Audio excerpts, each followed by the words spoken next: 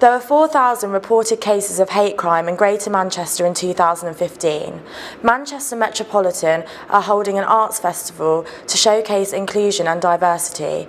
As part of the Manchester Strategy 2025, the city has prioritised prevention and encouraged people to come forward.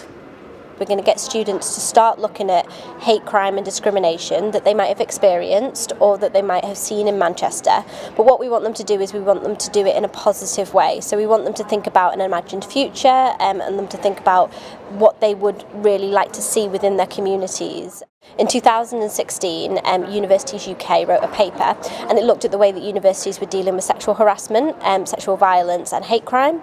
And what we are trying to do is we're trying to look at hearing our student voice and then putting mechanisms in place to support that.